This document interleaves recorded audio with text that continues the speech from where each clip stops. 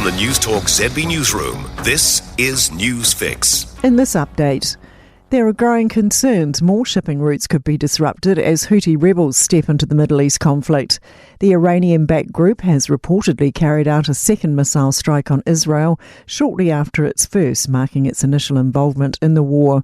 BBC correspondent James Waterhouse says how the group chooses to escalate could create further challenges for both the US and Israel. They too, in the past, have targeted commercial vessels up the Red Sea, up to the Suez Canal. It's another major shipping route. When that happened last time, the US intervened.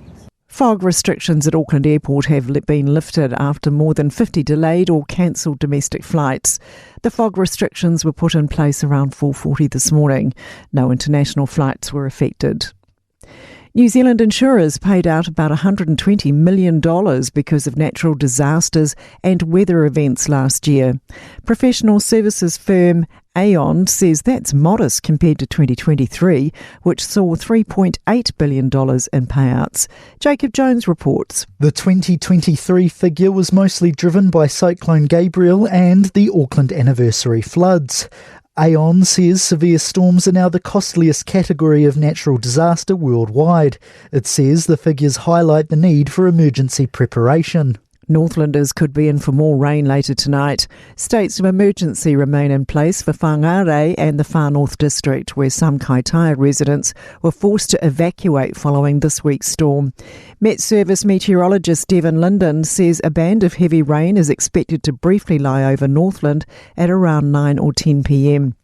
But he says it won't be as intense as earlier in the week. The actual accumulation amounts aren't too high in the area. We're looking at between, say, 20 to 30 millimetres of rain over the night period there.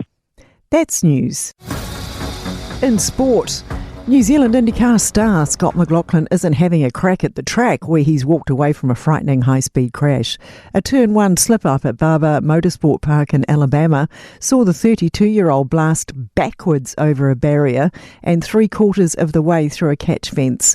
Experts believe McLaughlin was launched over the barrier after hitting some raised gravel, but the Kiwi isn't complaining. Motorsport's built on accidents like this that we learn from. Do you want to see a car going through the catch fence? No, but do you want the catch fence to do a good job? Yes. So I thought it did everything that it needed to do. But I'm not here to blame anyone. New Zealand paceman Jacob Duffy has earned Player of the Match honours on his Indian Premier League debut, snaring 3 for 22 before being subbed off after just 7 overs.